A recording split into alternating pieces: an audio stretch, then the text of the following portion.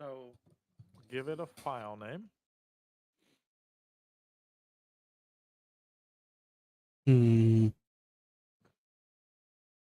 And preferably not a folder that's in OneDrive.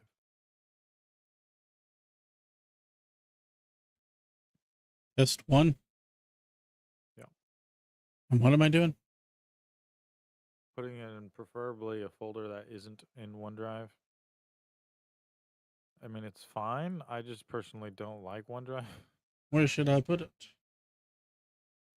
You can put it on your desktop, or you can put it on like your straight on your hard drive, or you can leave it because it's fine. How do you change it? It's fine. We'll worry about it later. Ooh. Yeah, just hit create. All the other settings don't matter.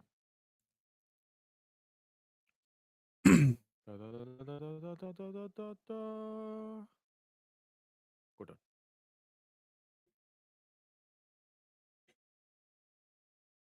All right. So you have your.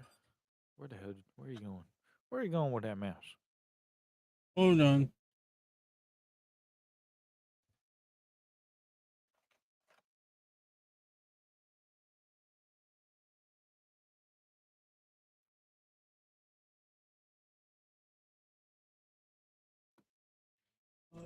I gotta pause these uploads.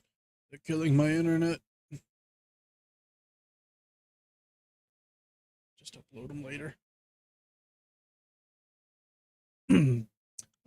Portal. I can download that once I delete Dying Light the Beast, and maybe we'll play some Portal this weekend or something. And thank you. All right, I'm back, Parker. Huh? All right. So this center screen you got here with like the grid, Mm-hmm. that is your viewport. I believe if it's middle mouse, yeah, if you middle mouse, you'll rotate. Oh, what are you? Oh, that's right click. Yeah.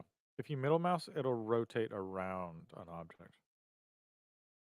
Oh, So when you so have an like object this is the selected, you'll floor, probably middle mouse I more. guess. Yeah. And then if you shift middle mouse, you'll pan left and right, up, down. Wow, So like you're grabbing it and moving it. just Yeah. moving the whole object instead of yourself. Yeah. And then your mouse wheel does mouse wheel things. Hell yeah, that's badass. You're learning Half-Life texture modding. You can also grab the compass on the top right and just move it.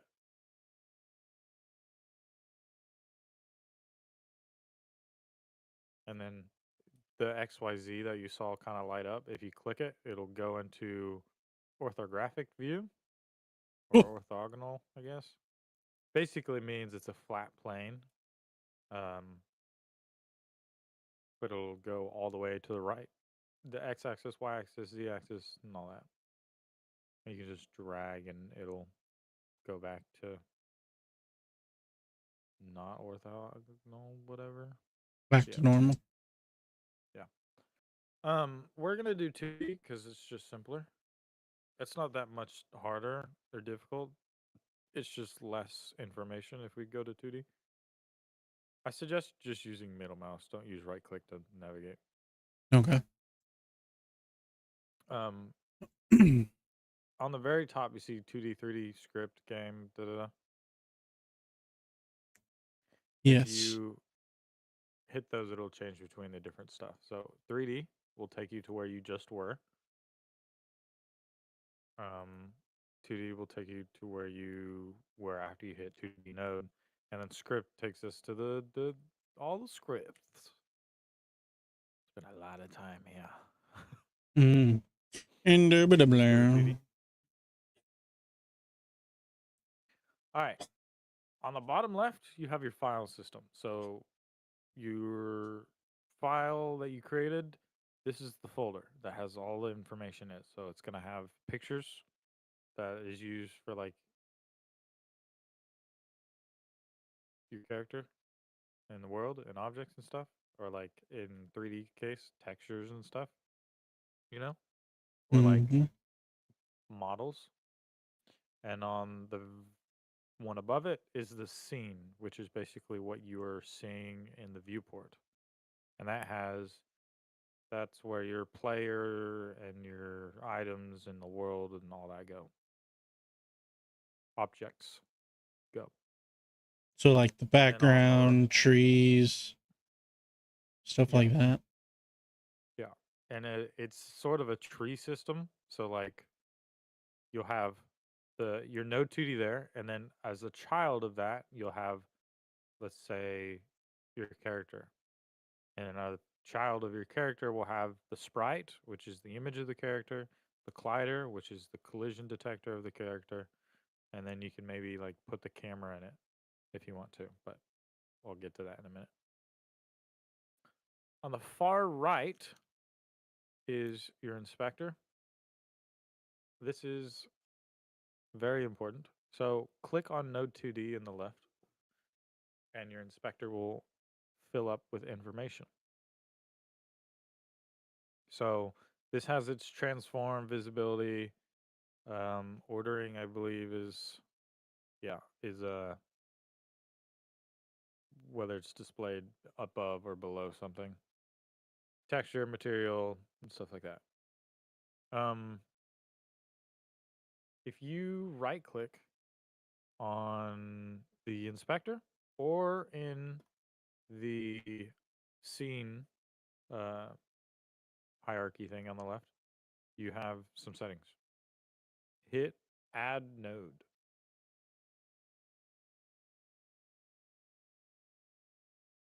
Oh, No, like in the inspector.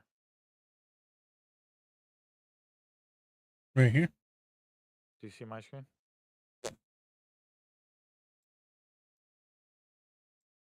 Okay. And then hit add node. Yep. Okay. This has a lot of stuff in it. So if you hit the drop down menu, it just goes forever. And then it just on node 2D. Yep. The arrow to the left of it. Yep. And there's a bunch of stuff. You can also just search. So search character. CHIR. Yeah. And there should be a character body 2D. Yep. I want you to hit that, and then on the bottom you'll hit create. You have now added a character node as a child of the node 2D. Basically means like if you were to move the node 2D, all of its children would move with it. So, do you see where the color lines intersect?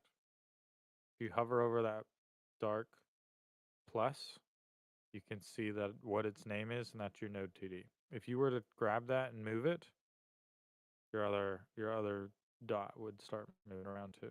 Okay. I'll just Control Z to put it back where it was. Okay.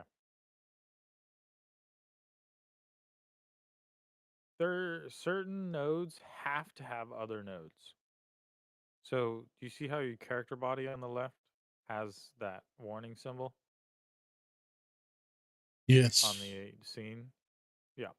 If you hover over that, it'll tell you what it needs. This body has no shape, so it can't collide or intersect with other objects. Now this is important because the character node is specifically made for intersecting with stuff and basically being the basis of a character. So it's required. With the character body selected in your scenes, you're going to right click in the window. And the other one.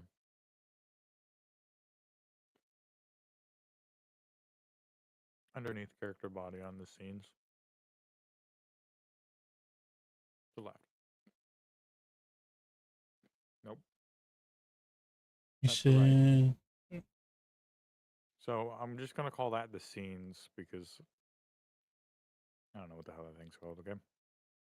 Yep. You'll do add child node and then search collision. collision Choices. shape You have 2D. yeah. That's the one I would use. Create. Yep.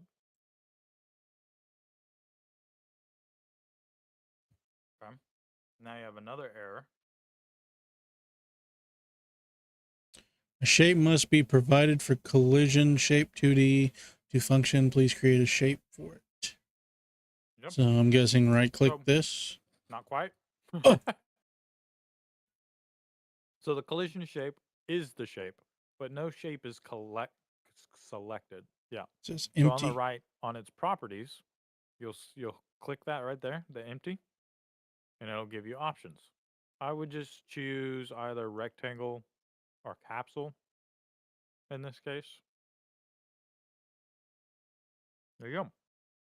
Now that is the shape. Now the red dots you see are for transforming it. So you can click and drag, and like it'll change, you know, like a winder. So that would be your character collision shape, which basically means if your character were to get hit by a box, the box would bounce off that shape. Make sense? It's Kinda, also yeah. what depicts like your character on the ground. That box sits on the ground. You know? Yeah. Yes. I should probably catch up. I was eating. Whoops, wrong button.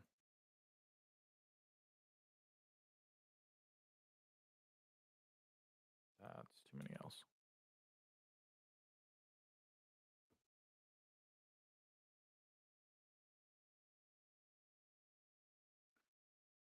Okay.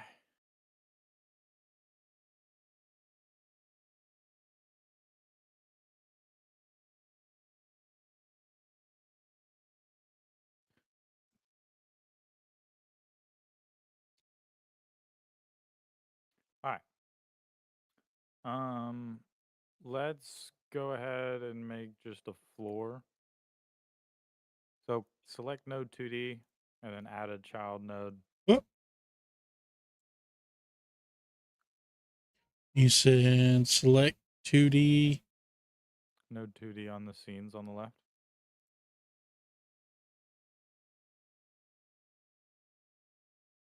And right click it. Yep. And add child node.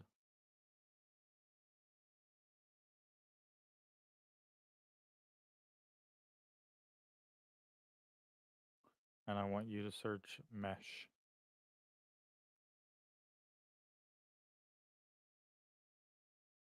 Mesh instance 2D. Does this one work? Hold on. Before you do anything, actually.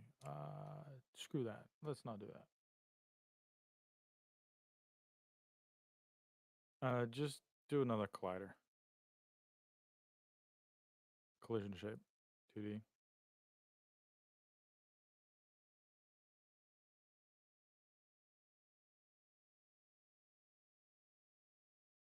Okay. Now look at your errors.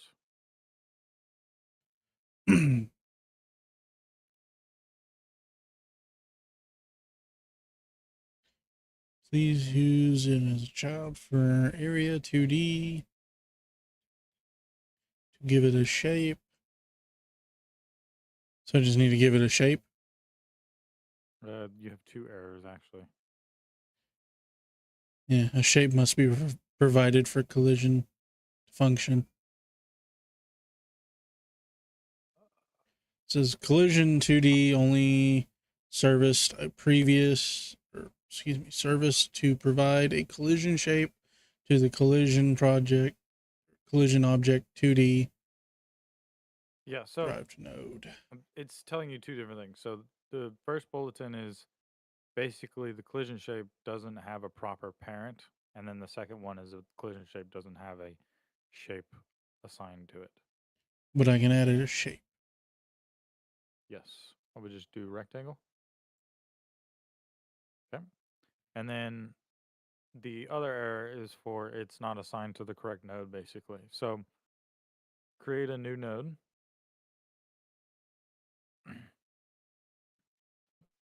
And so select node or delete the search bar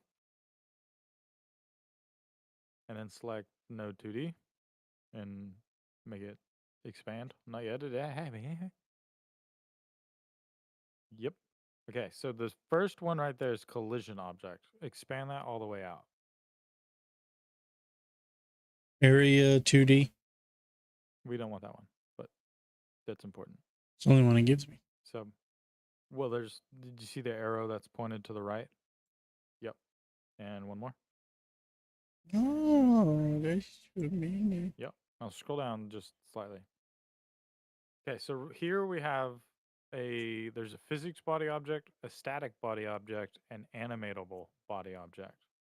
Those are all different types of basically the physics objects. So physics body will be like throw a box and it moves around when you kick it. Mm-hmm. Animatable body is like a physical object that moves around in the world depending on how you animate it. And then character body there is what we used, which is just like a basis for like a character that'll move around or interact with the world and be interacted by moving objects. And then area 2D is just a sensor basically. And rigid body 2D is like the physics. The one you want is static because we're going to just make a floor. Okay. Now in your scenes on the top left, do you see kind of how the hierarchy works? The branches? Yeah, kind of. So currently you have a node 2D, and in that you have a character body and a collision shape. And in the character 2D, you have a collision shape, and in the collision body, you have a static body. What we need to do is we need to put the static body underneath the node 2D. So click and drag and put it under the node 2D. Node 2D. Oop, like that. Yep. Okay, and now you want to grab your collision shape that has a, yep, nope, the one with the triangle, and you want to drag it on top of the static body to make it a child of the static body. That was the static body. What? Oh, so I need to drag this one. No. On the hierarchy on the left. We're still over there. Yeah. Okay. So you're going to grab the collision shape and you're going to put the one with the triangle. Yep. Okay. You're going to take that and put it on top of the body. Nope, other body. So, like directly overlapping on it. Like you're putting a file in something. Yeah. So that made it a child of it. Do you have any questions so far? I am struggling, but I think I kind of get it. It's a good thing I'm streaming this because then I can go back and watch it. Mm-hmm. The other thing, a better way to explain it instead of a tree is it's basically a file system. Node CD's a file, and in that you have other files, and in those files you have other files. What up, the mass tree? Yeah. So it's like clicking on your little deal, going in there, deleting something, adding a new file to it, clicking on that file, going to the next one. Mm-hmm. Just keep expanding the folders. Mm-hmm. Okay. Okay. All right.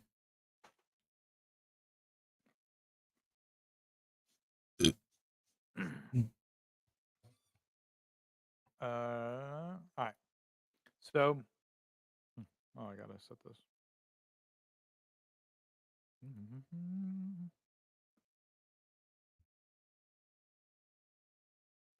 So, drag your collision shape for your static body, like mine.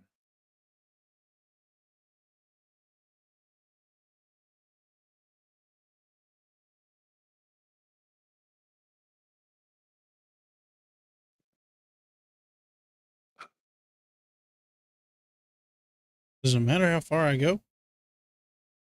No. So this is my collision shape. Why is that still there? You grabbed the wrong one. Well, that's what you said. That's your character collision shape, yeah. So I need, So, yeah, that's the one. Yeah. and then, oh, It's finicky when they're really small. what is this stream about? Well, I'm learning how to make a game with my buddy, and we're basically building a game, and it'll be free, and it's gonna be funny, but I can't tell you all the deets.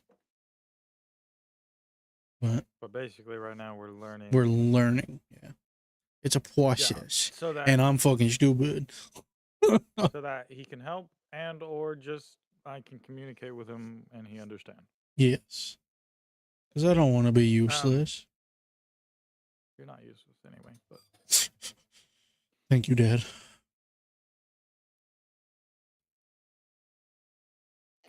So what is this? That's my that is person. your character's collision. Okay.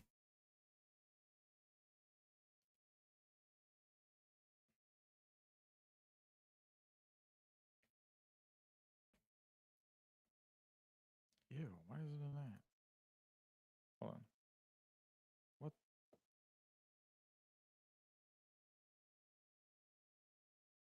You're still writing your show? Hell yeah. Is that that's the one you were talking about for Adult Swim? I think I remember you saying that in I think one of the Dying Light streams.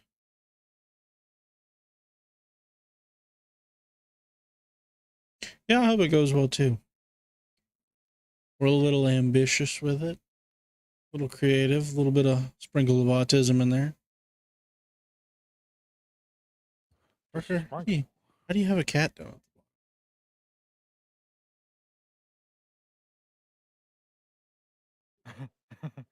It's a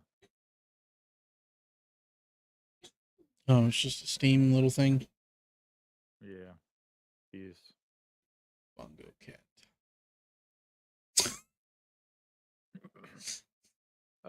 let's see.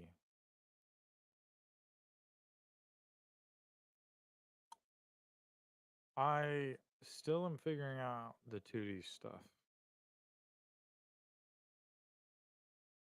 Well, you know more about it than I do. I can write a story, but this stuff is it's something different. Oh, yes. This chair hurts my ass. Okay, this is probably terrible and not right. Create a mesh instance. In scene? Yes. Well, you can do it there or on your center thing. The when you do it on the center, it places it where you clicked. So, like here? Just right click it. Huh? Anywhere you want is okay because you can move it. What am I doing? Then you'll add a node. Okay. And then you can search mesh, MESH, and then instance 2D. No, yeah. And create. Okay. And then in its properties. Nope. Yeah. Go to mesh. Okay. Yeah. Yep. And hit box mesh. Yep. And then it's in the center of your screen now. Oh, And you're gonna drag that and basically make it the shape of your thingy, your floor.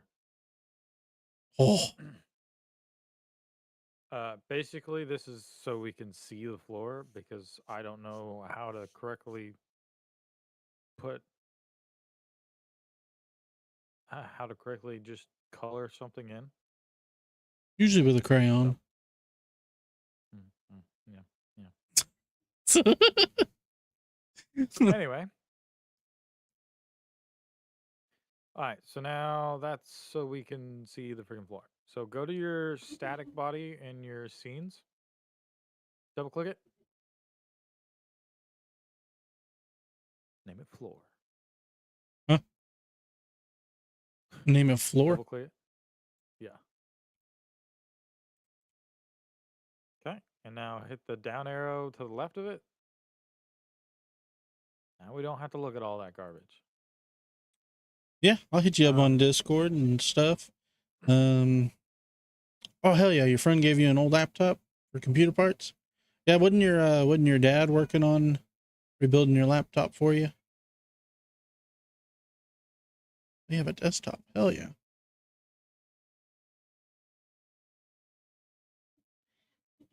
What were you showing me, Polka?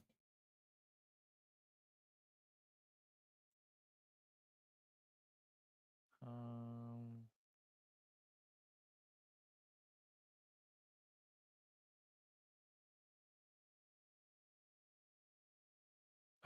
where the hell did I put this file? Oh, in the file folder. A file in the file folder. Um,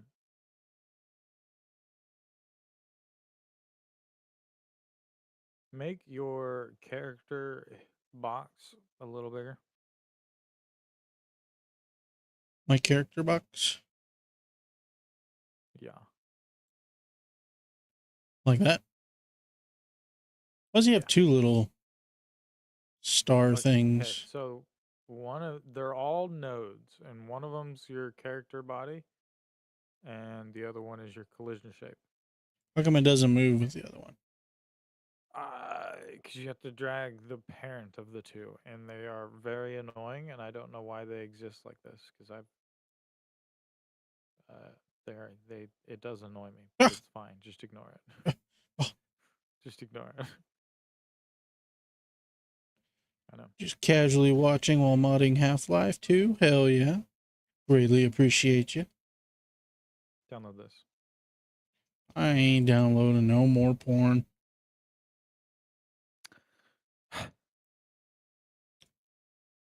How do I download it? Right click it. Just save image? Yeah. And then I want you to drag that into this application and put it in the bottom left files. Okay. Like Now system. watch me and let me see if I do this right. Okay. Because I am dummy. Save pictures. Right here. Yes. Yes. Hey! Good. Okay. Now I want you to left click your character body in the scenes.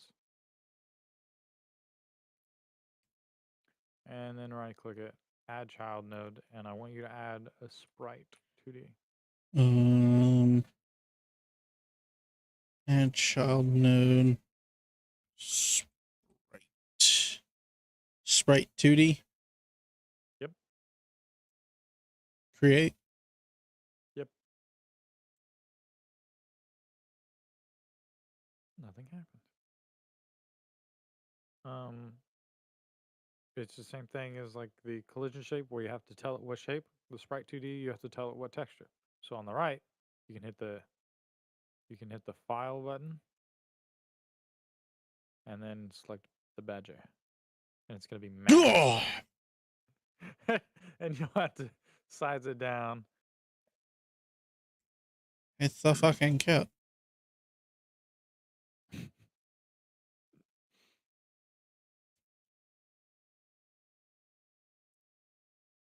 And then I just put him down. I don't remember.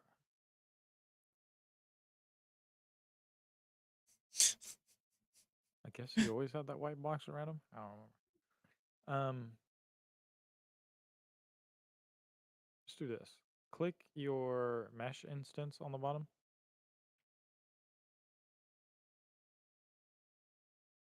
What? Hold on. How do I? What if I just click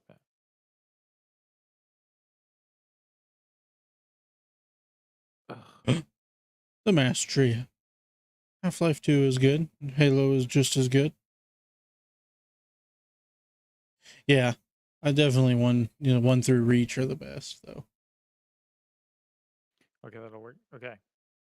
The long white box, your floor. I want you to click it, and then go over to the right side and your properties and your inspector. Go down to texture, or that's the wrong texture actually. Okay, click the cube image, and then there's texture underneath that, and then go all the way down to noise texture. Yep. Click it. Bam. Ooh. Default missing textures. Good enough. I just do that way we can see the difference between the white and the badger. Okay, zoom into your badger. Scroll wheel, and then middle mouse doesn't move around. I want you to grab your collision shape and shape it around the badger. Select on the node tree on the left. Yep. There you go. And make sure the bottom is like where its feet are.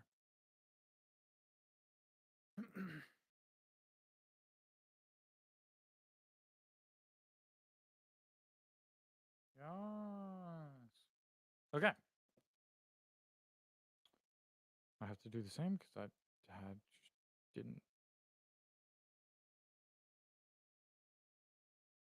Saying Half-Life 2 sucks is like saying water is dry.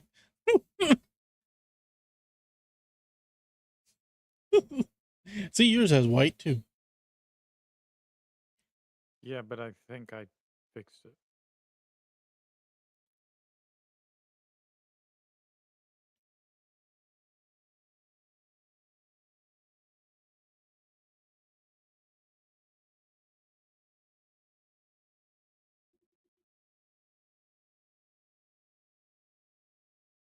Okay. It should do nothing. Yep. Anyway, in the in the top right, you have your play, pause, stop, and stuff. Yeah, if you hit play, it's gonna do that. So you can hit select current.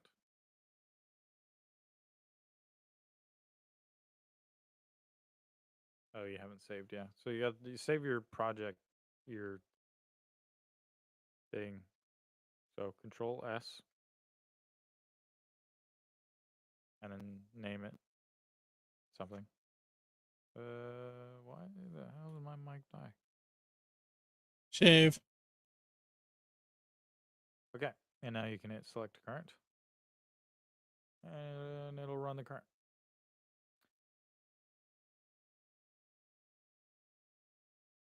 Look at it go. Okay, now close it.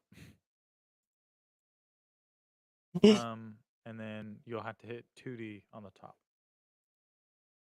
Nope. Nope. Scare me if I thought I lost it. But whenever we play it, we're just gonna hit run current scene, which is the first movie click thing. Okay. instead of the play button. It'll just pull it up faster, and then you can hit X when you're done. All right. There's a couple other things we need to learn, but that's basically it. Just doing that over and over with different nodes instead. That's how all the node system works and your property system works. Mm-hmm. File system. Now's the really fun part. You gonna give me a second to reread all of my script.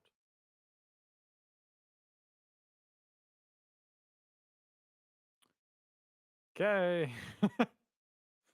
Go select the script button on the very top.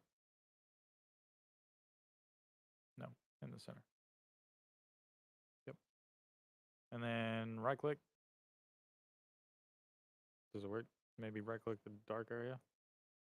Oh no, it doesn't work. It just hit file. On the new script. And name it character movement.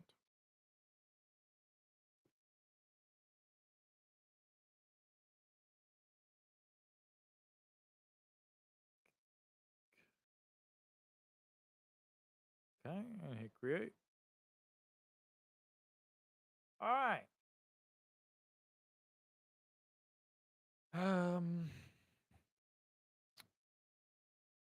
You don't sound very excited for this part. It's gonna be very painful.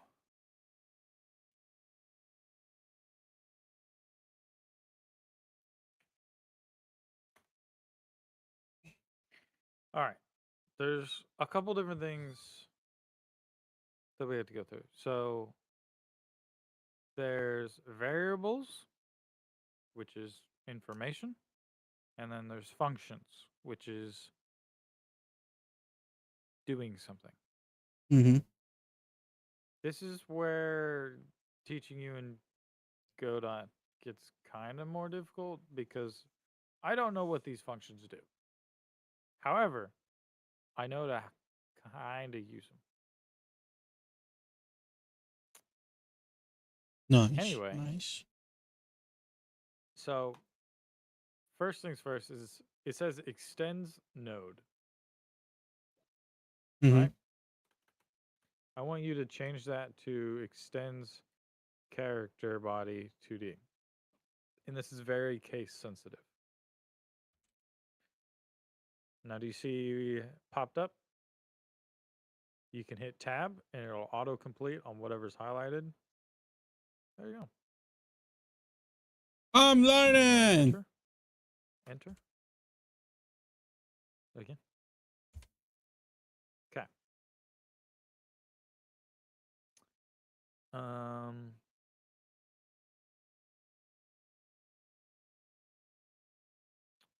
Type func FUNC.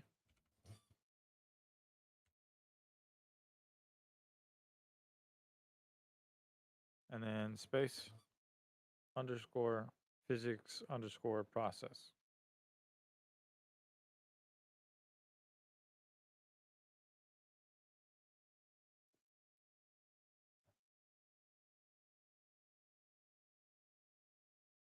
Like that. So this is a function that already exists. Yeah. And basically when we call it, it runs, I don't know. It's still kind of confusing and I'm trying to figure it out. But basically you can make a function and call upon it later, which basically a function is a bunch of code compressed into a line. Mm-hmm. Like saying, basically, if I hand you an instructions and be like, do this, the instructions is basically a function.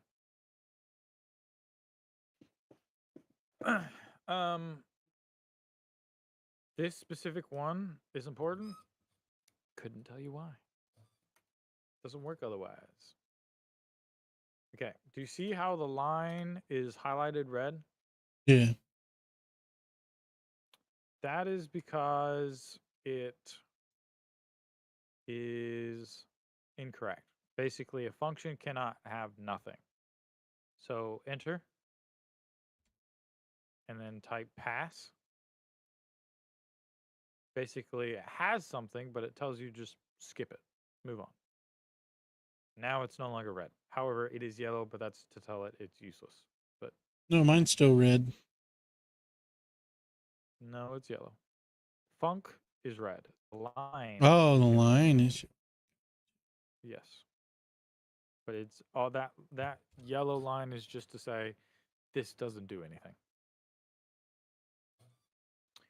Um let's see. You have the debugger open or the output open, which is at the very bottom of your screen. You see the box that has text in it. This one. Yeah, that. So that is the output. Basically, you know the command box like on games that are open in the background that are black and has text. Yeah, yeah, when they're like booting up or something sometimes. Yeah, that's basically what this box is. Um, let's see if we can.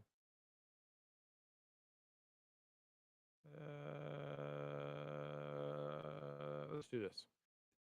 Okay. I want you to hit backspace and then enter.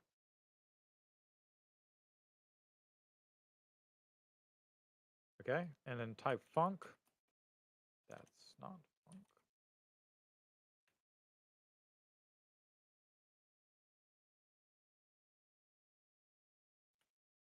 And then ready, space ready, and then enter.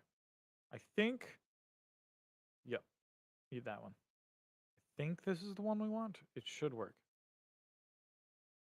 Who texted me? Hit enter, and then we'll start typing secured. Secured? Who's messaging me? Oh, it's G.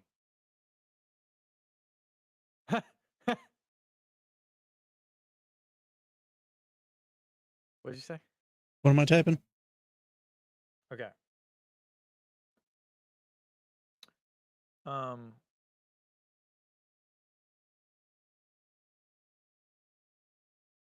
Let's do some math. So let's type some math, okay?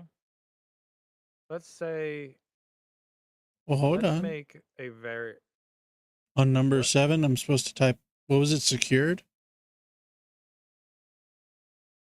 No. You started typing some things in it randomly. It's not what you're supposed to type. It's just a suggestion is what pops up.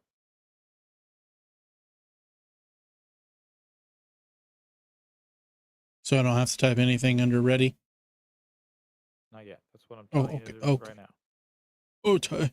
So let's do some math, and first we're gonna basically make a variable. So let's say answer. So type answer. Mine's not going to be spelled right, but that's okay. And then plus. Oh, why did I do that?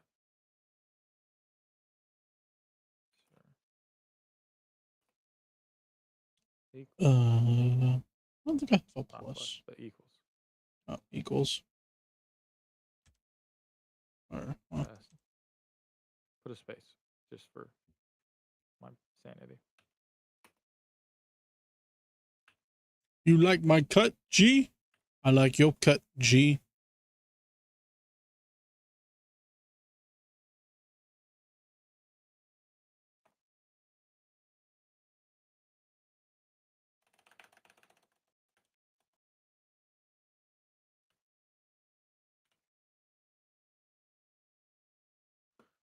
Okay.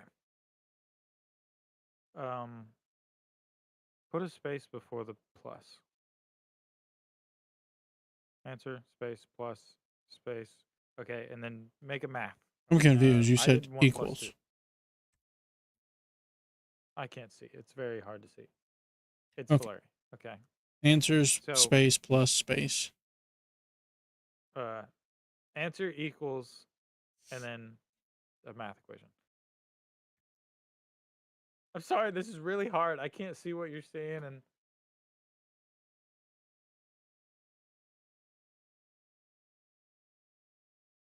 I mean I can. No, not literal. Okay, type in a number plus another number. Sorry.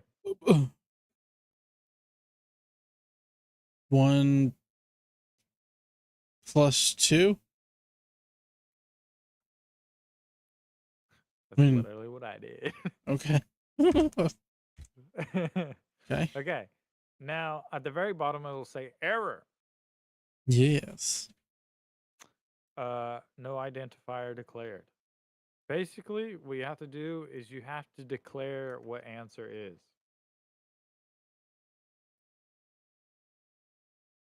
How do I do that? Um, so the way you do that is you declare a variable.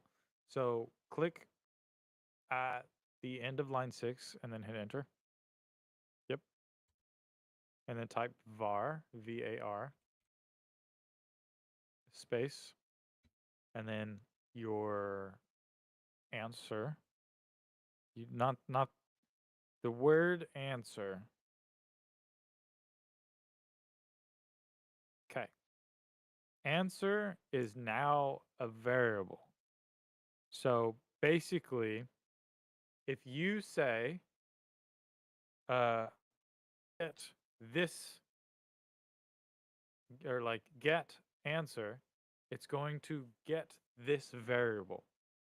Now, if this variable equals something, it's going to give you what it equals.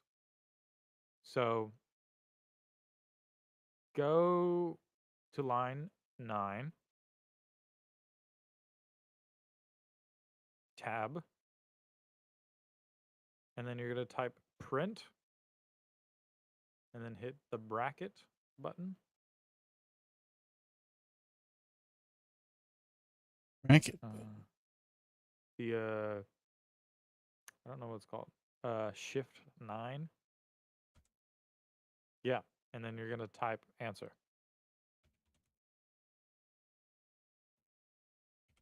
And then, do you see how your thing showed up there? Kinda. See that? So because you made a variable, it recognizes the past variable and Hmm. will auto fill for you. Um, and now your text has no error. That's because it's all being used in basically when you call upon stuff, it knows what that stuff is because you told it what that stuff was. Now, if you look at variable answer, we kind of don't know what it is. We just know that it's a variable. It can be many things. We can lock it to being something like a number or another word or stuff like that. But we'll worry about that in a minute. What I want you to do is push the run current scene in the top right, which is the other play button. Yep.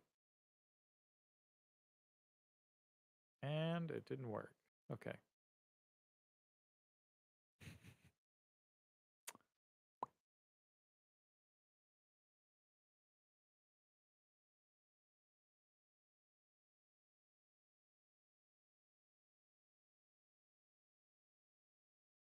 Okay. That's because whatever function I told it to use is not the right one.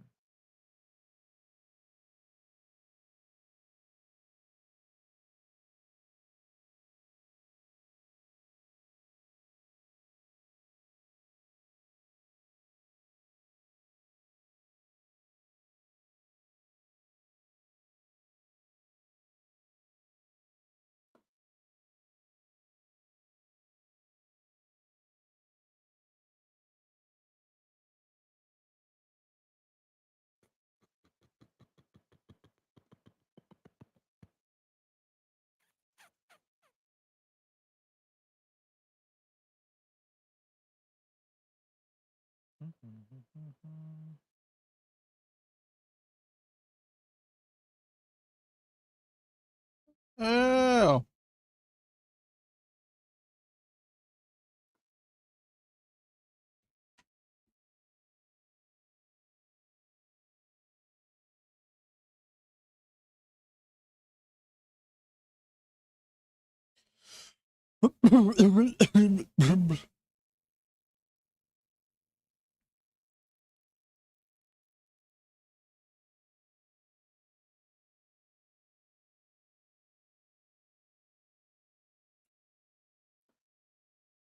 You like Okay, pie? I like pie too. this this is what I was talking about. What we do? What we do?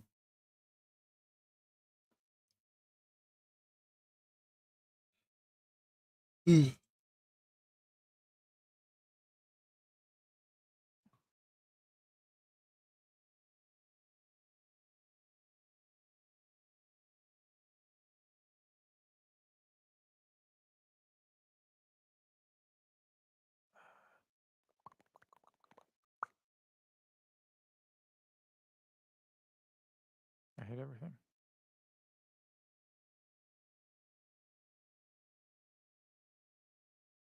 Kitty cat, shut up.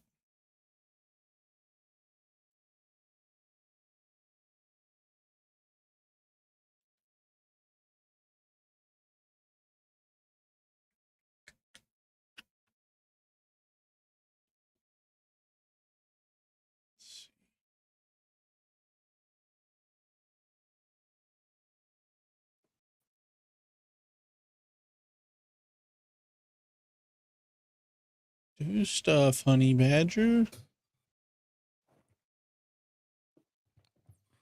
What we're doing right now doesn't even do anything for them right now. Oh, how was he supposed to? I'm just trying to show you how the coding thing works before I make you make the thing move. It's very painful. But the annoying part is I need to have a function to run it, but I don't know uh, the function to start on game start. Because there's no freaking list anywhere.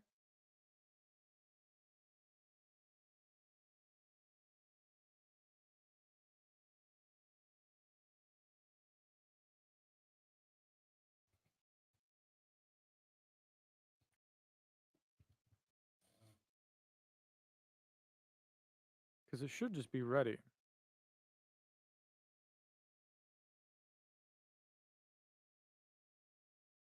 But clearly it's not. Game.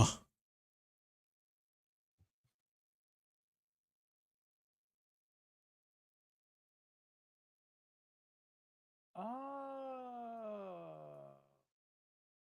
I might be dumb and forgot a very important information. Oh no. Yeah, no, that's what it was. Okay. Um so this script we made exists. It does not exist in the game.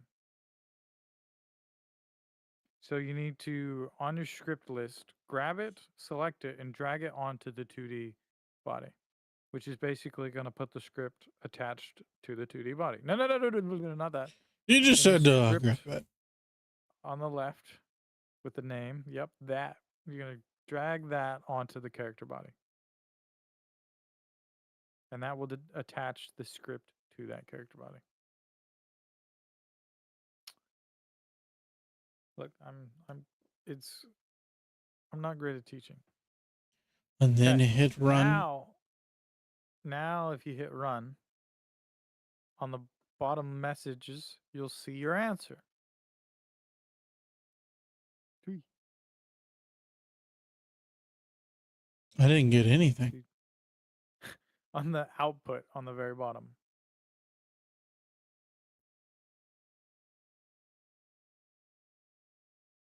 Okay. There's your, yep, that thing.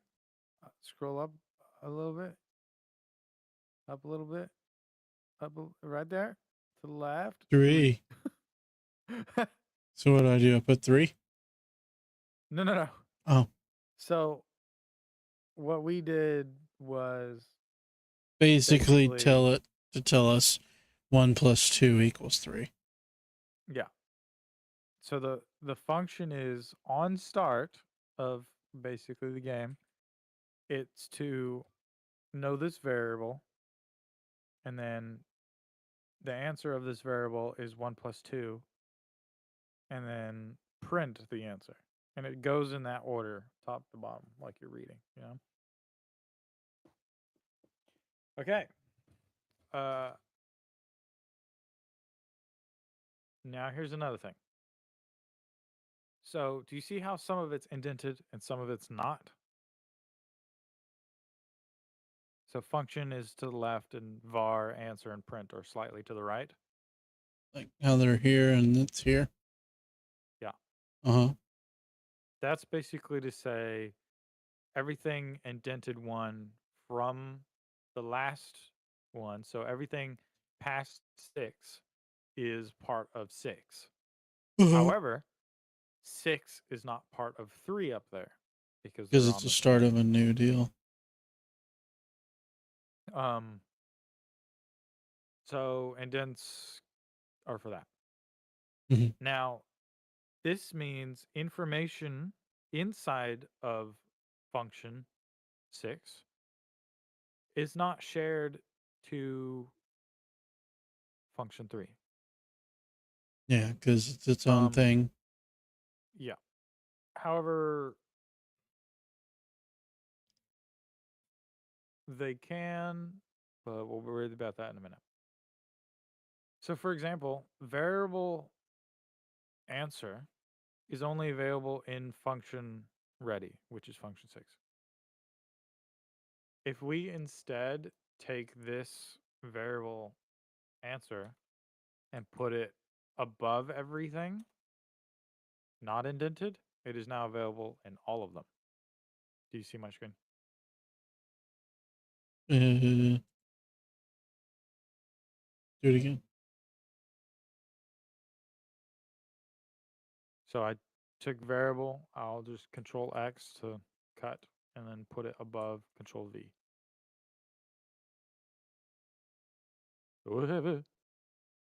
Yep.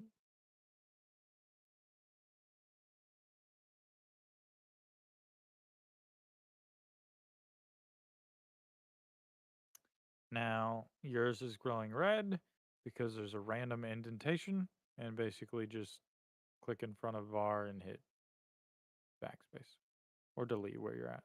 Yep. Oh God. Delete and enter. There you go. Delete key. Do you have a delete key? There you go.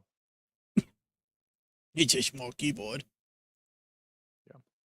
I hate them. I have to have a big keyboard because I use my numpad all the time. All right.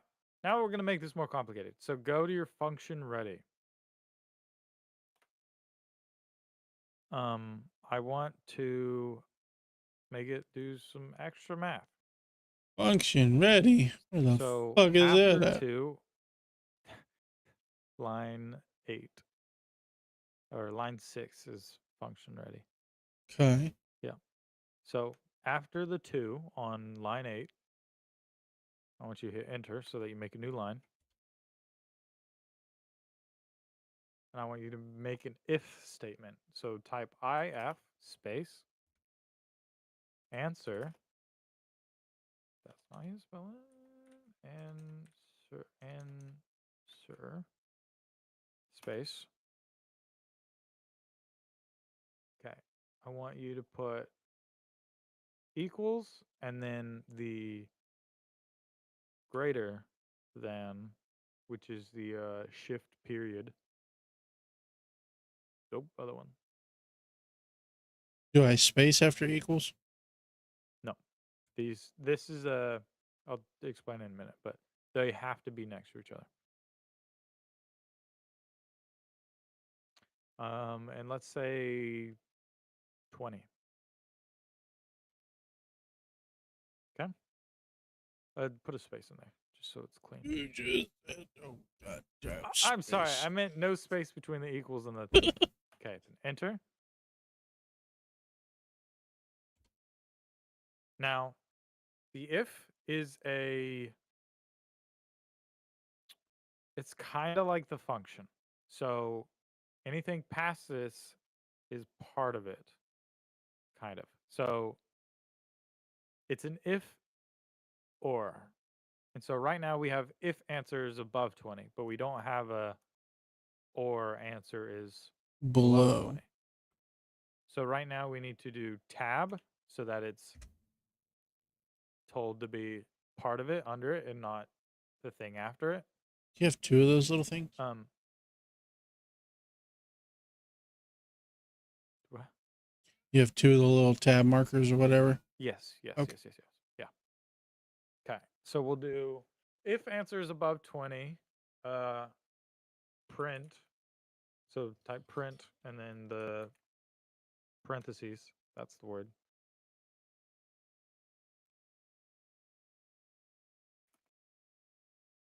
Type the word print in parentheses? What you have is correct. And then I want you to type basically it's above 20.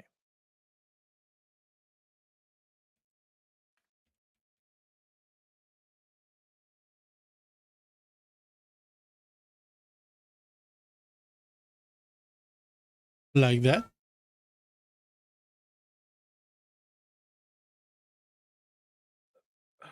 Argument is not allowed. Oh, I messed up, but that's okay. Yeah, pretty much. Okay. And then you're gonna enter. And you're gonna backspace. And you're gonna type else, ELSE. And then enter.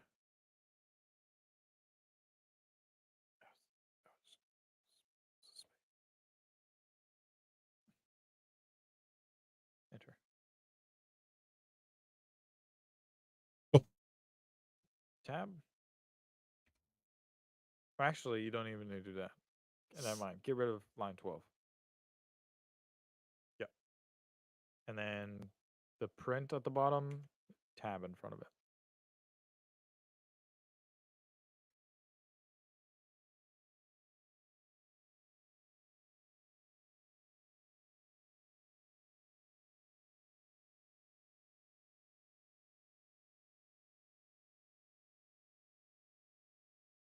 Assignment not allowed inside expression. Is it because I did this?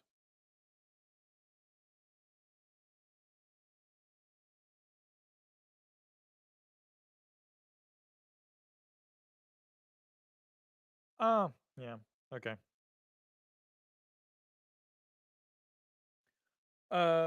Your plus or your if answer equals or greater than, get rid of the equals. So basically, the equals or greater than basically means is answer equal to answer is greater than 20. And another way of doing it is with a plus or minus, which basically means answer equals answer minus or plus, depending on which one you put that thing. Does that make sense? Instead of basically Kinda. saying, instead of having to type answer equals 10, and instead of saying answer equals 10 minus 2, you can put answer equals minus 2. That's tough. Yeah, it's really confusing, but you get used to it, and then it's no longer confusing. It's going pretty well. I appreciate you for asking. Struggling to learn coding. It's like a blind and deaf person learning how to drive a bus. Yeah. Hello, nice to meet you, And Allison. he's being taught by another blind and deaf person. Yeah, Parker is my other blind and deaf person, but he understands it somewhat. But yeah, we're just kind of like making a game, chilling. Something we're working on the side. Hopefully, it'll be a pretty funny game. Hopefully, it'll be worthwhile. Oh yeah, hopefully. blood, sweat, and tears when it is. It better be worded. Um. What was this? Oh, it's good for like for later on. For example, you could use that to basically, if let's say we had a variable called movement, and movement had the x-axis of our character. If we do movement plus equals 1, it'll take that and add 1. So if positive x moves us right, it'll move us right 1 pixel. And it'll do it. And if we run that again, it'll move us right 1 pixel again. Does that make sense? It takes the information that's already there and then adds or subtracts, depending on which symbol we put, to the already existing information. Okay. Does that make sense? But I'm trying. This would be so much easier than the other thing, but it's okay. That one requires more downloading stuff, so we'll worry about it later. We'll come back to it. Okay. On line 9, I Mhm. need you to put a colon, I think is what it's called, at the end of it.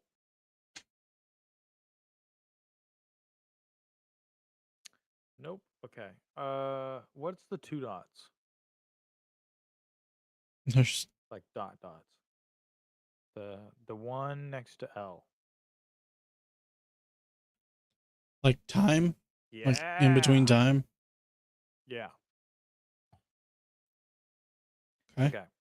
And then at the end of the line 11 as well. So lines 3, 6, 9, and 11 all end with that. It's important. I don't know. So basically, after a function or after an if statement, you need that. Otherwise, you just get an error.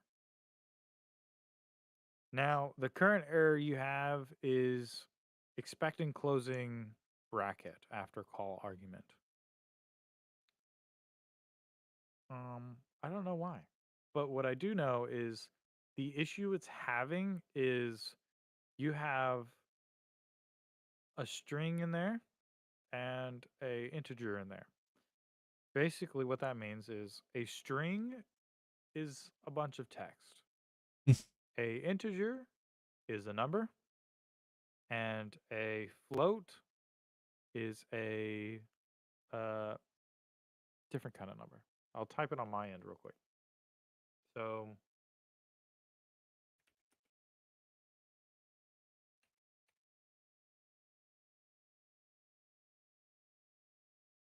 are you seeing? No. Are you looking?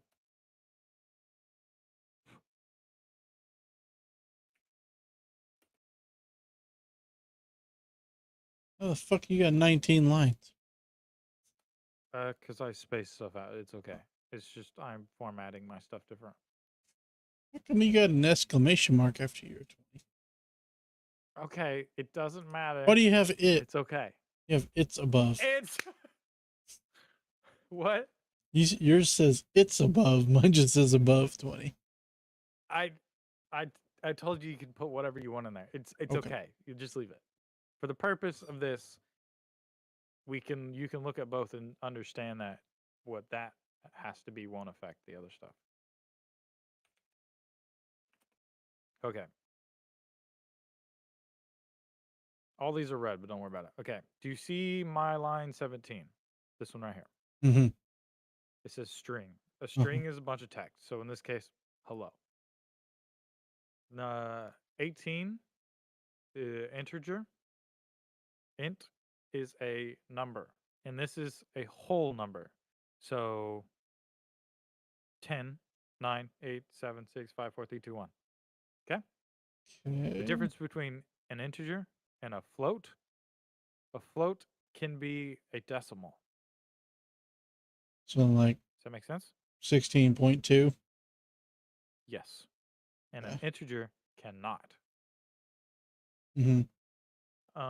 A bool, bool,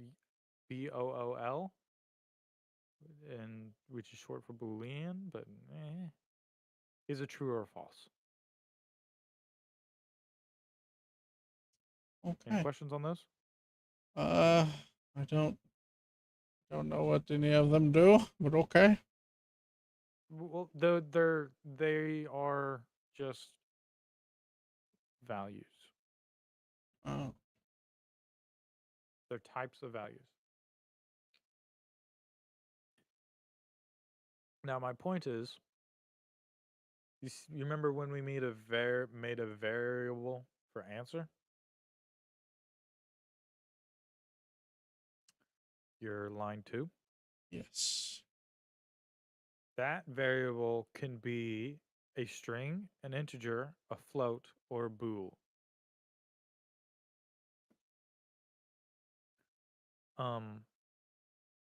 We can specify what we want it to be if we do the oh my god, there we go. If we what are the dots called? This is important. Just double dot.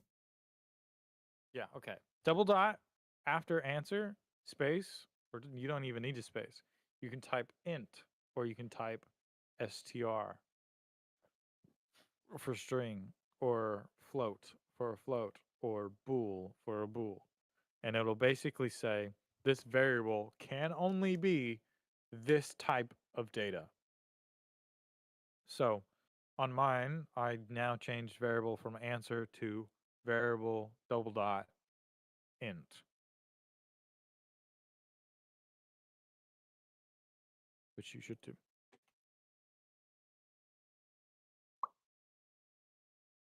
Oh. And that just depicts it as it has to be an integer. Double dot between answer and int.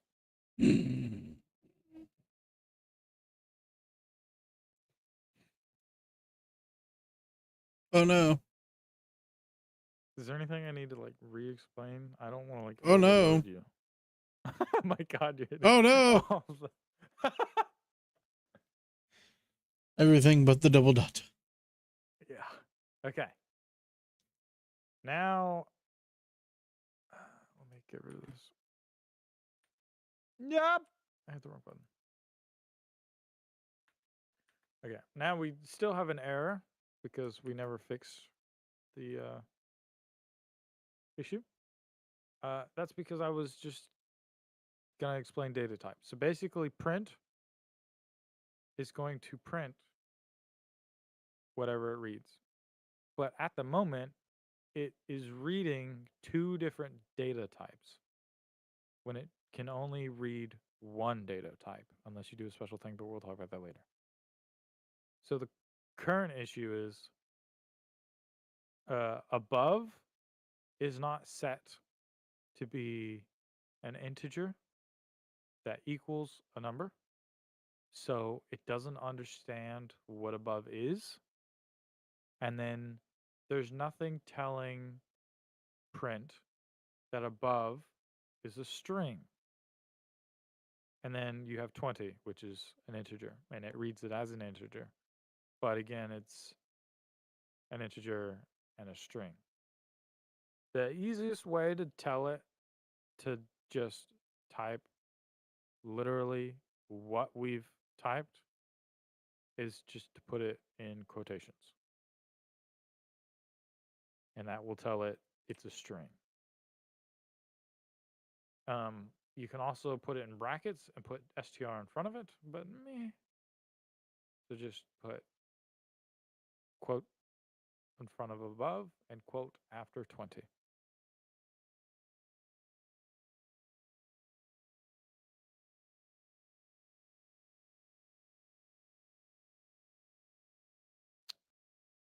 Did Is I that do a it? single dot or the double dot?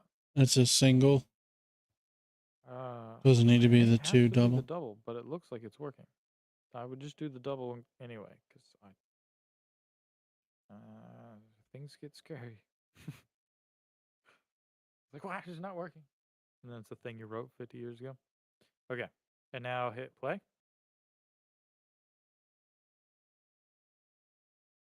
And it equals 3. Hit close. Okay, we're going to make a new variable under answer. Okay.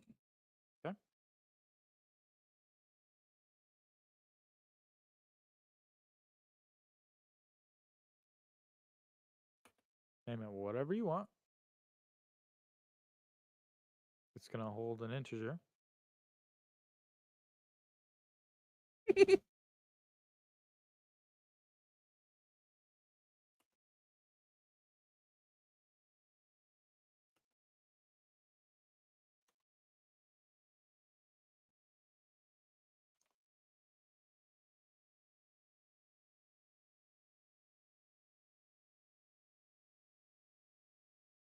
Did I do it right?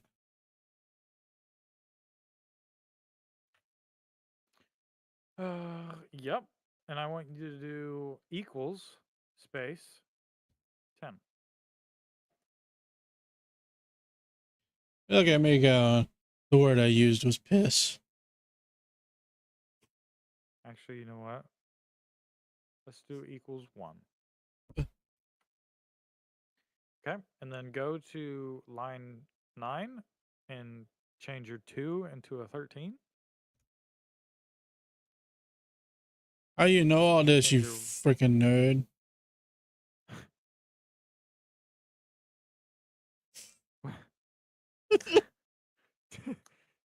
take your 1 on line 9 and change it to the new variable you made that I will not say. Piss? Yeah.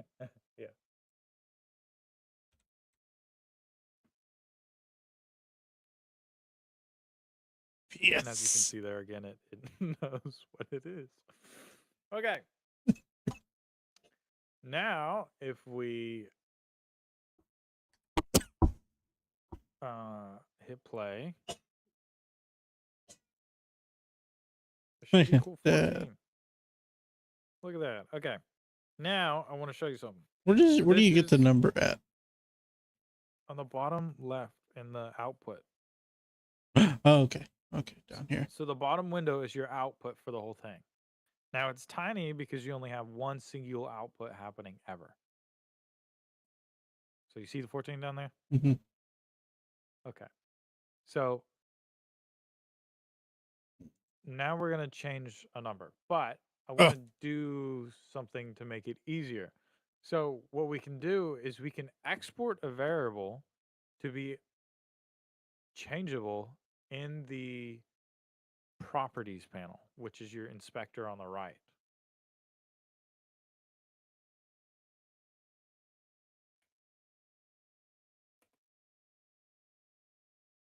So variable on line 3, I want you to type at export in front of it. Yep.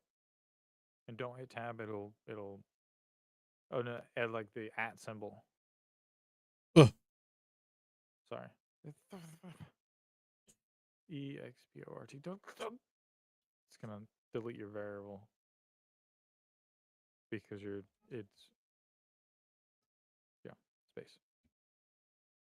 Ta-da! Now on the right side in your inspector, you now have a teaching, or yours says character movement GD at the very top, and then it has a slider underneath it. It's called piss.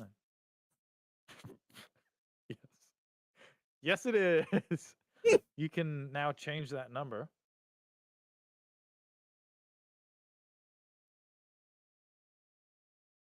You can type whatever you want in it. I'm going to have you go ahead and copy line 13 and paste it between 11 and 12. And I want you to keep, don't get rid of it. Just duplicate it. What am I doing? Sorry. Copy line 13. just click 13.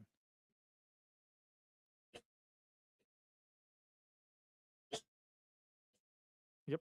Control C. And then click the last part of 11. Enter, and then paste. Yeah, Control V. And then it has a bunch of extra tabs. Just delete 2 of the tabs. Okay. So now what it's going to do is it's going to print above 20 if it's above 20, and it's going to print the number. So now you can adjust this random number that you have for your variable over there. Yep. To whatever you want. Mine's just at 66 because that's whatever it landed on. And then you can run the program. 69.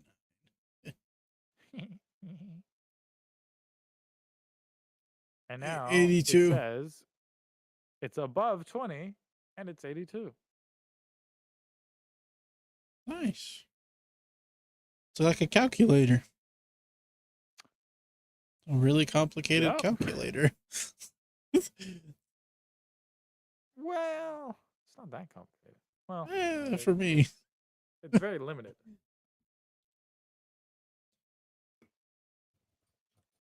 So basically, you made an if-else statement. So what you've created so far is you have 2 variables.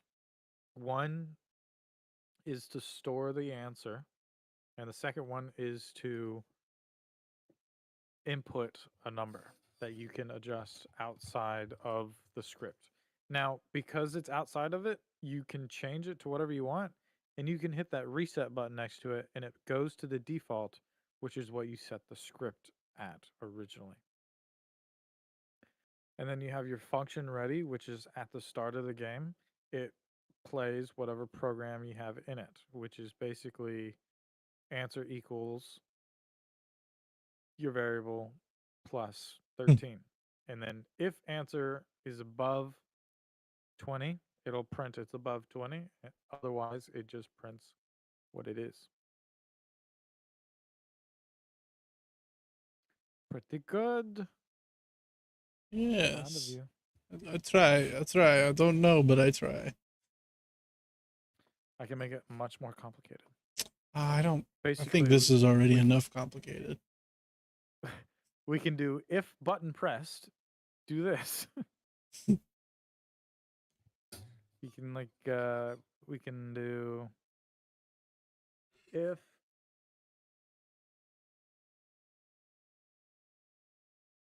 what is it?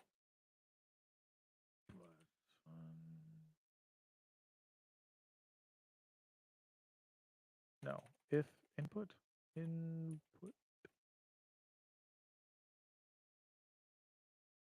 You are my friend.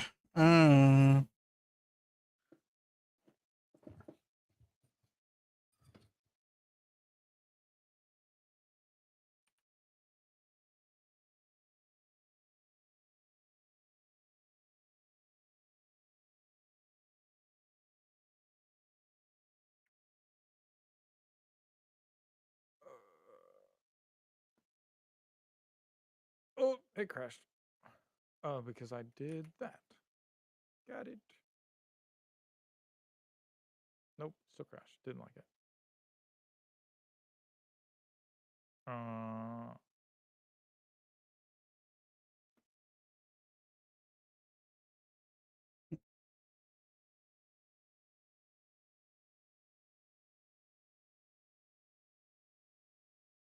And fix this.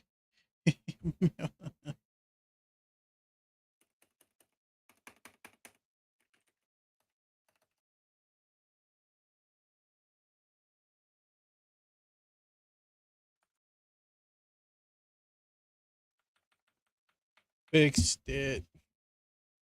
What you fix? My phone.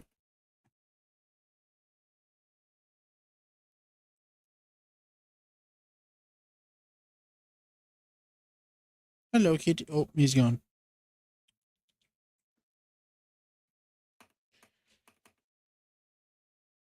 Well, Parker, I will be getting off here in a few minutes. It's so hard. Yes. Okay, let's make your thingy move. So I want you to delete all that hard work. Last past line 7. Yeah. And you can delete the ready function as well. And then delete your variables as well.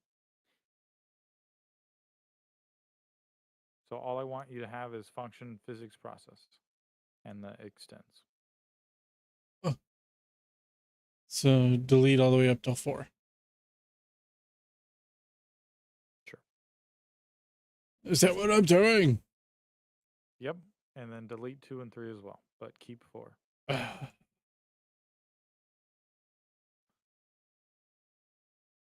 Keep 1 and 4? Yes. Delete. No. Just god dang number. Select 3 and then hit delete. Why does it keep selecting? Are you holding shift? No. Okay, hit delete. Okay. Here's where the fun part comes in, and it's very specific stuff that I can't teach you what it means because I don't know what it means. Okay? You're a terrible teacher. I am. Give it to me, brother. I want you to type, well, space, not space, tab, because you're not indented. Okay? And then you enter, because I want a space, because pretty. var, var, space, direction. We're going to make a variable named direction.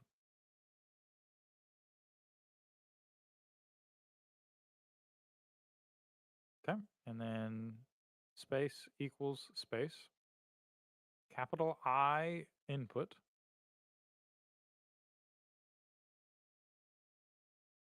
Input.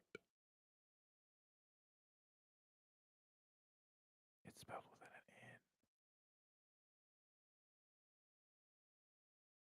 N. Shut up. Okay. I knew that. Basically, we're making direction equal input. Okay. What does that mean? Nothing at the moment. So we got to tell it what input. But before we do that, we can put dot get underscore vector, which basically means we're taking direction and we're making it equal the vector of the inputted button.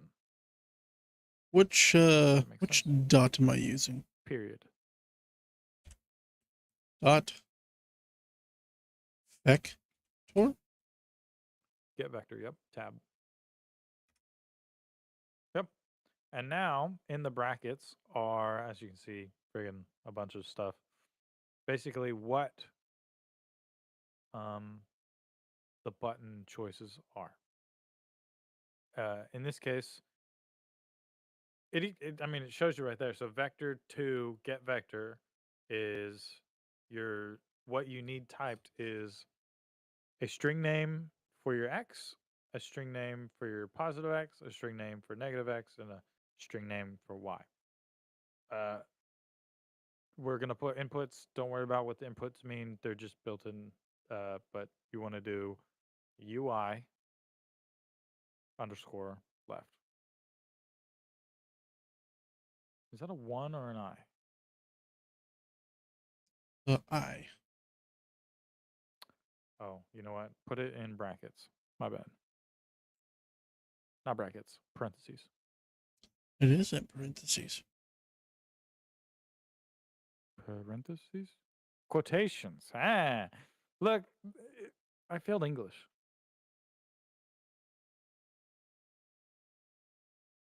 I don't know what I'm doing. Put UI left in quotations. You didn't.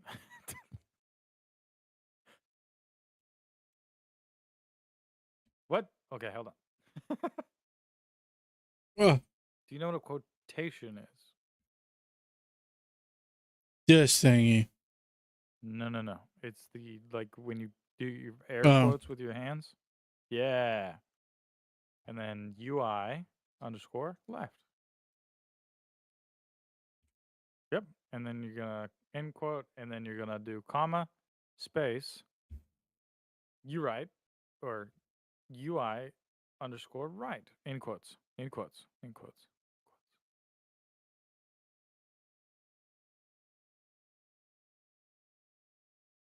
Basically, you're just saying UI and then a thingy is the game's built-in directions toward an input button.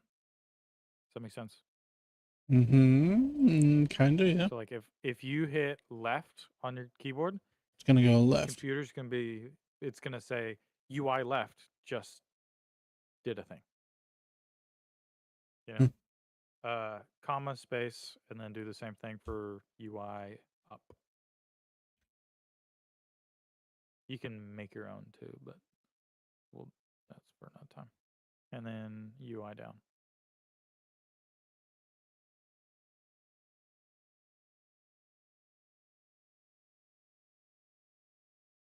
Okay. And then outside of the brackets, I want period X.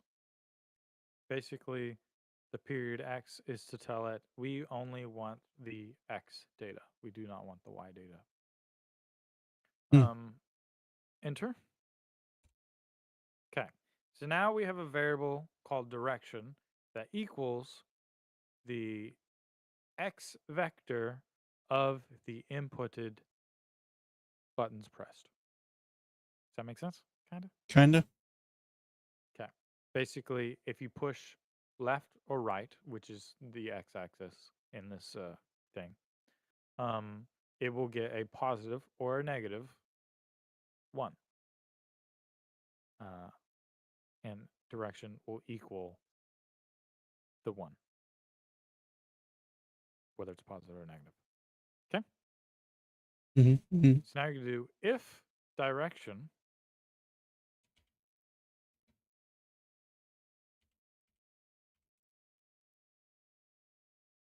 double dot,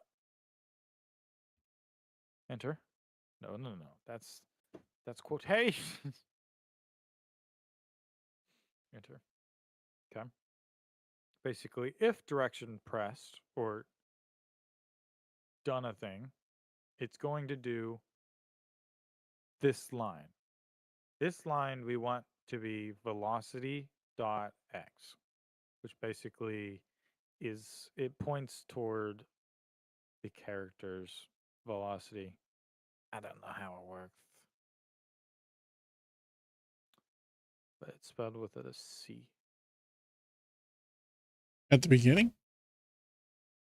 No, Velocity.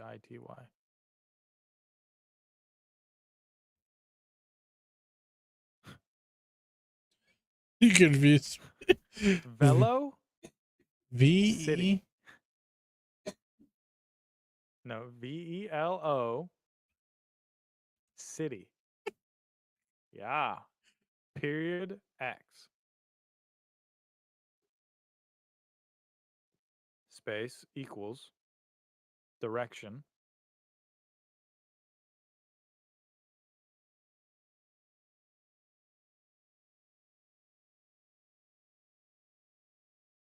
This means the velocity of our character, because velocity is a property that is just attached to the character body, will move per the direction that direction is set to. But not quite yet because we actually have some other stuff we need to shove in real quick. Above your function on line 2, I want you on line 2 and hit enter. And then var speed equals 200.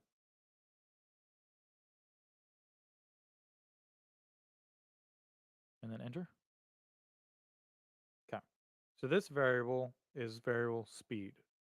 I want to multiply direction by this speed because at the moment, direction moves us 1 pixel.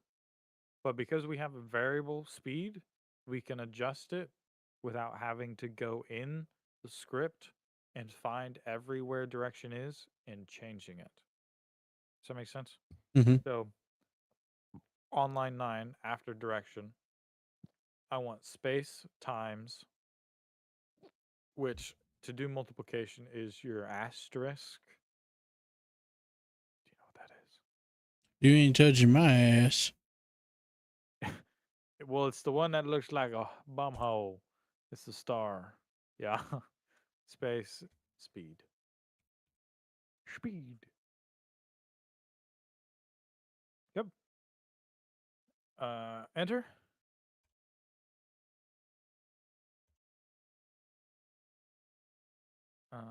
Backspace. Else. ELSE. Double dot. Enter.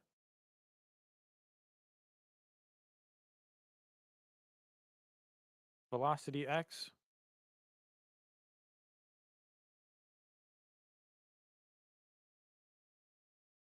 Space equals.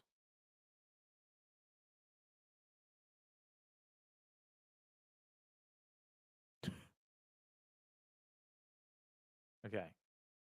I don't. The space again. I don't know what this does for sure, but I'm pretty sure it makes this variable slowly go to this variable. So I don't know. But you're going to put move underscore toward brackets velocity x comma 0 comma speed. Hold on. Brackets. What? Velocity period x. See when it pops up on that thing there? You can hit tab and it'll autofill. Comma space 0 comma space speed. Speed. Basically what this means is if not pressing a direction, your velocity is going to lower itself to 0 so that it stops moving. Enter. Backspace. Enter. Move underscore and underscore slide. Yep, that one. Yeah. So that is a function that is pre-made. Don't worry about it. Basically, the stuff we typed in points toward this, and this points toward our character and makes our character move. Now, theoretically, our character should move. So if you hit play, wrong one, but it'll work. Hit left and right. Gotta Okay, now we go fucking. cry. Wait, are you hitting the arrow keys? Mm-hmm. Now we cry. Yeah, now we can cry. I need to copy everything you did because I.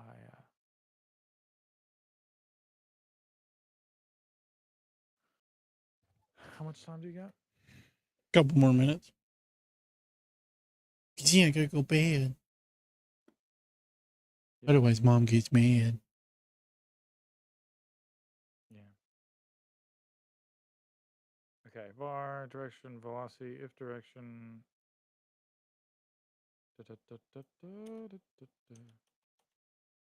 Else do this. Is on floor. Don't need this.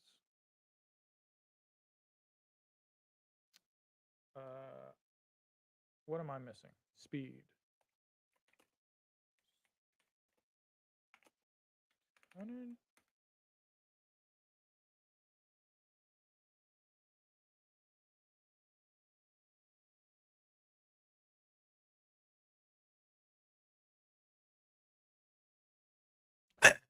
Yeah.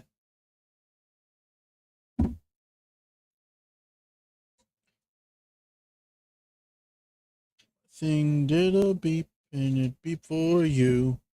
Yeah, yeah, yeah. Okay, mine's working. Let's Fuck see. you. var var direction get input get vector.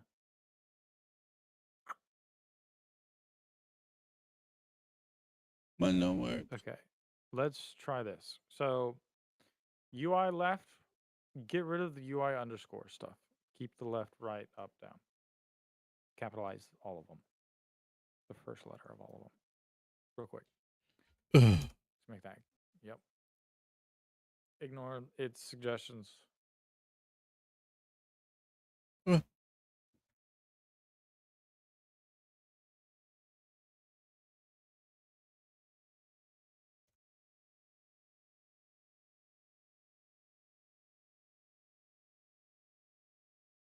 All right.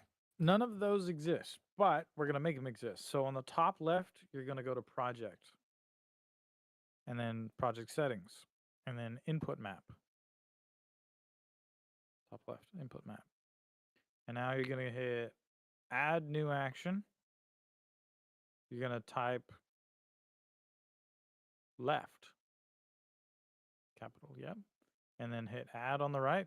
And then you're going to type right and then up and down.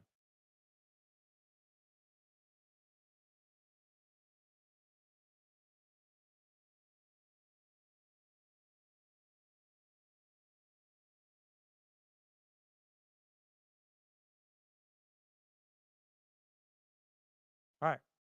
Now we're going to assign left, right, up, down to keybinds. So on the plus, yep, click that. And then you can hit A on your keyboard. Bam, and hit OK. You're going to do that to all of them.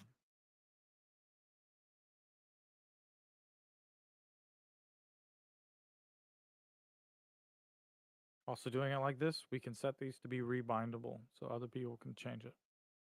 Hit close. Now try running the game again.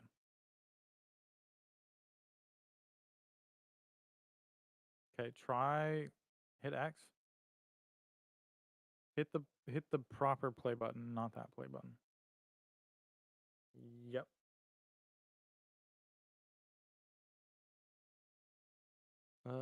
Hit input on the left there. Now try.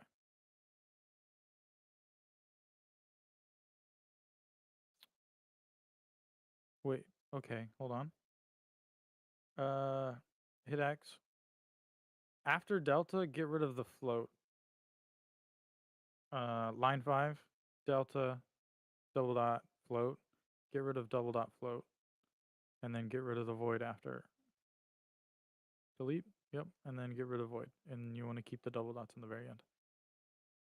And get rid of the arrow. You don't need that.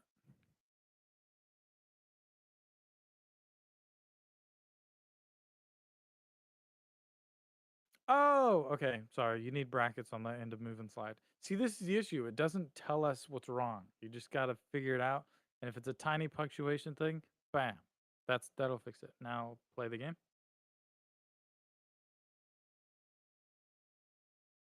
it goes forward and backwards. Yep. Now we can make it even more complicated. Even complicated. We're going to add gravity.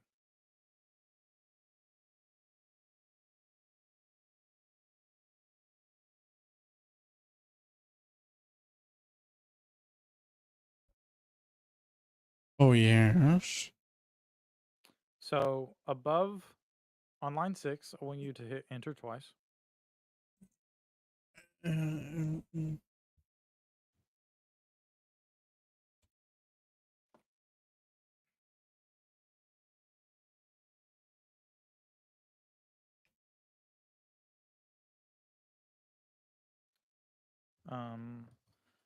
And I want you to hit enter on line 3.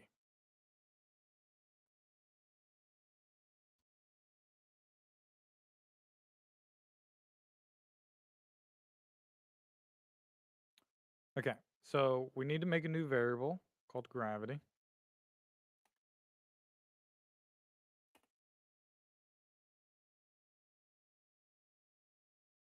and then equals 200. That way you have a value to it. And then on line 8, you're going to do velocity y, which is not x. It's the y-axis, so the up and down. And you're going to do plus, dot y.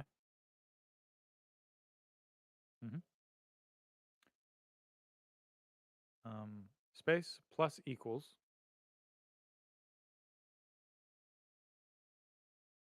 space gravity space times delta. Don't worry about the delta. It's important. Don't worry about it. I don't know how it works. Okay, basically this means velocity equals velocity plus gravity. Hmm. You get what I'm saying? Otherwise, velocity would equal gravity. And we don't want that. We want velocity equals plus gravity. Okay. If you hit play on your game, you got gravity. Yeah. But you can't jump. We're going to fix that. What's my deal not show my game? Because you have it set to application capture. It would have to be set to desktop capture. Oh.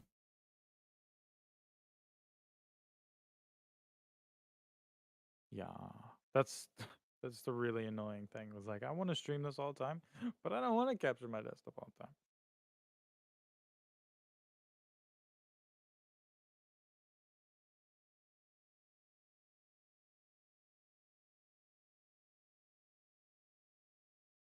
Look, everybody.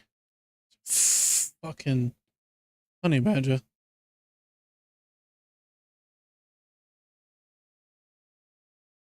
Did I kill him?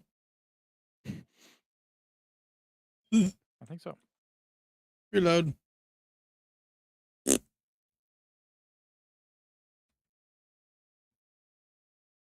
Hell yeah. Let's make him jump. Alright, but after that, I gotta get off. Yeah. So basically, we have variable for speed, gravity, and velocity. So do another line? So now you're going to need one. Well, you don't need one. However, instead of jump a certain number, you can say jump by jump strength. And then you can make jump strength adjustable so that anywhere in the code where it uses your jump, it all changes by the one text that you changed. Instead of having to go through your thousands of lines and changing the variable over and over. Mm-hmm. That's why we use the variable. So I would just do variable jump. So add a new line under the other one? Yep. And make it, mine's equal to 300.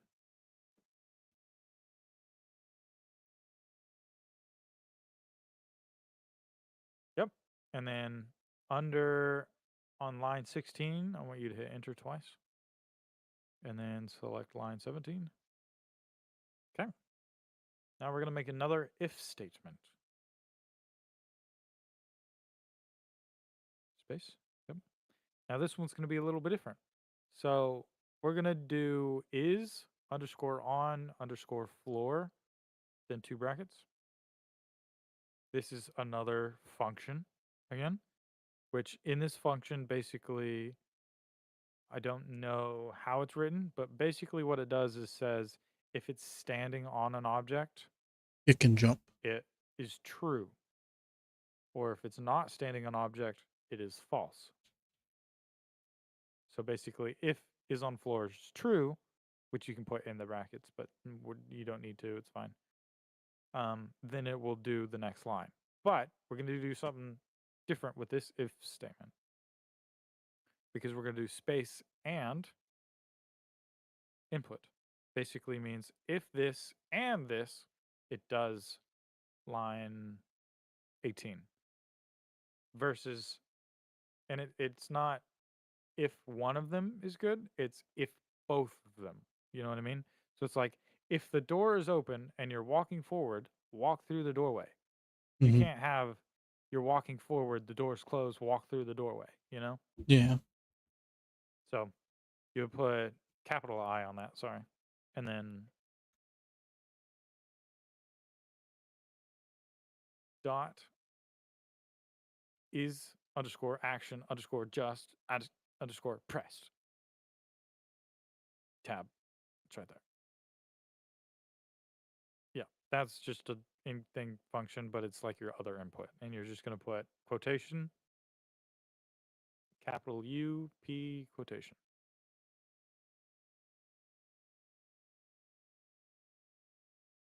Yep. Basically says if you're on the floor and input up is pressed, do line 18. So go to 18 and we're going to write what we want it to do. Jump. Indent it by tab so that it's not on the same line because otherwise it won't be counted as an if. And we'll do velocity y, which is what our gravity velocity is on.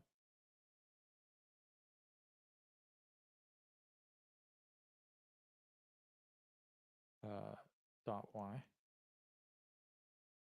space equals space.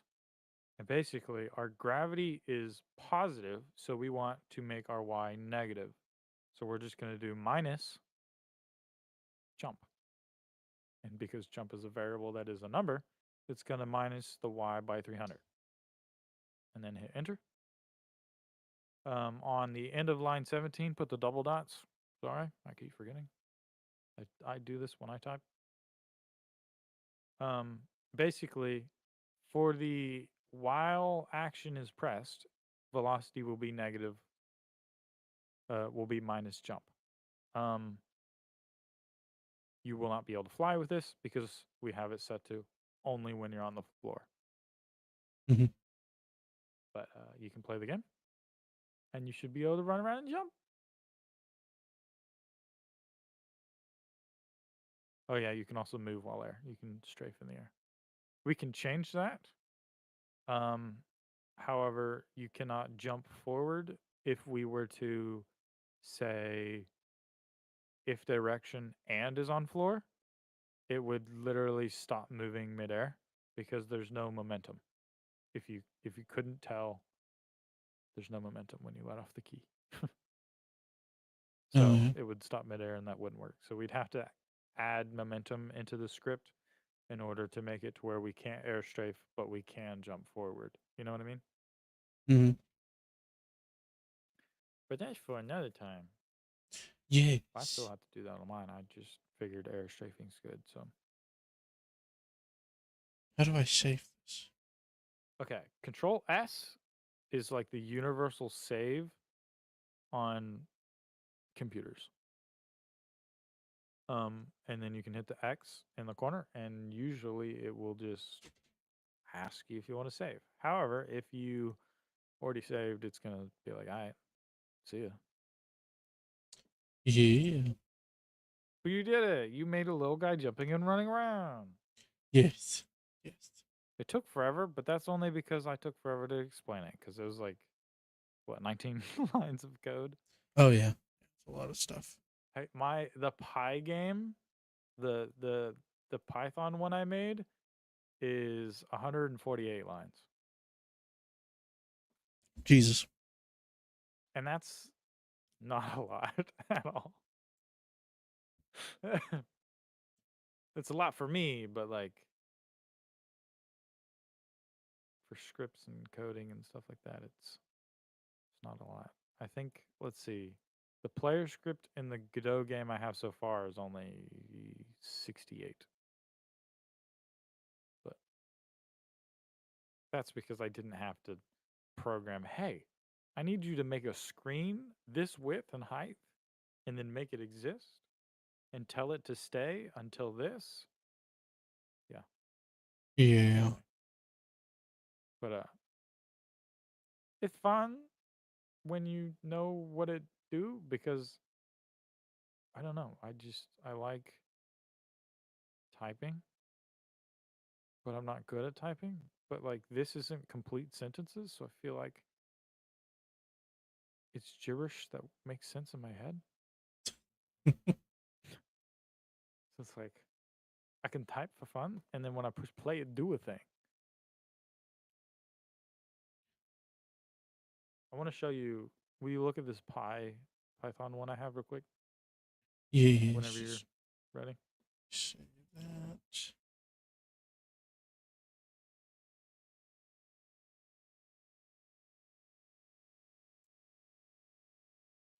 Let me get over here.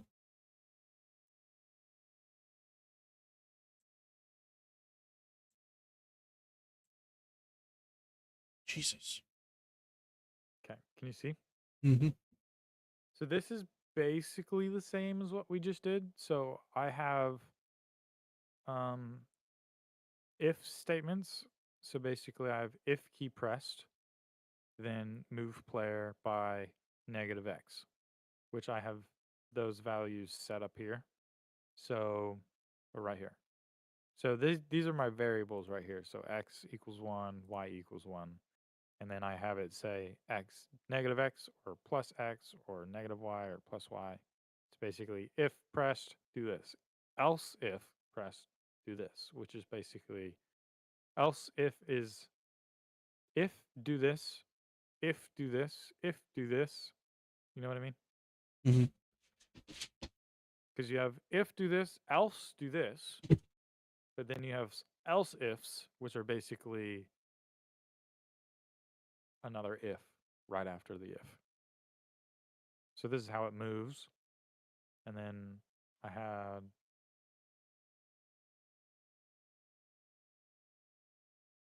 yeah, that's the only thing I can show you that makes sense to what we already did. Because the physics ones is this one, which I have it do gravity and math.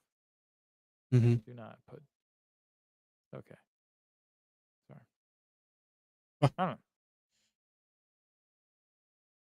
I thought you put the Discord on the stream, and I was very No. concerned. But then I was like, wait, no, that's Discord on Discord. Yes. Yeah. Alrighty, my good sir. I guess I shall see you at work tomorrow. Not yet. I'm gonna bug you one more time. So unrelated to what we're doing, you can make Discord not visible to OBS so that you can't ever accidentally put it on OBS. Oh. If you want me to show you how to do that or not, it's up to you. Sure.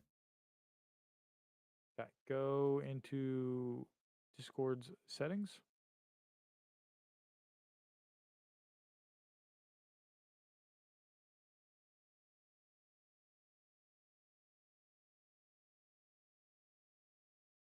Mm-hmm. Go to streamer mode.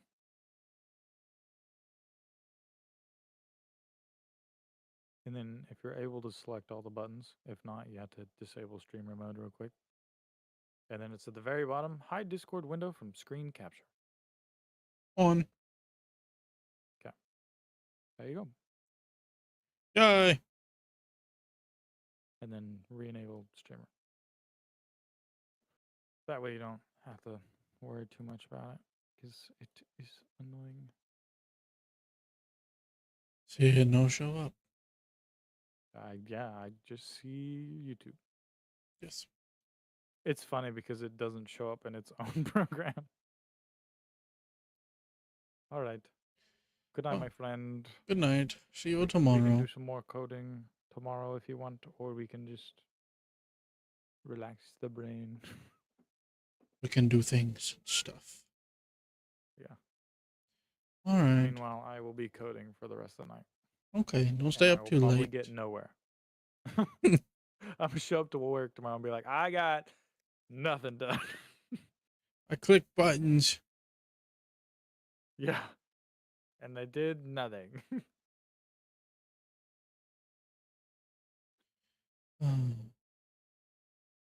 Good night. Good night, my friend. Goodbye. Bye bye.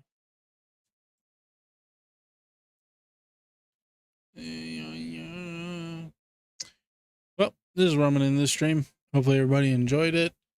I'll probably do some more coding and learning and brain smashing later. I'm still writing scripts and stuff and storyboard and all that, so it'll be a funny game in the future. So, but until then, see you all later, and I appreciate you. Have a good night.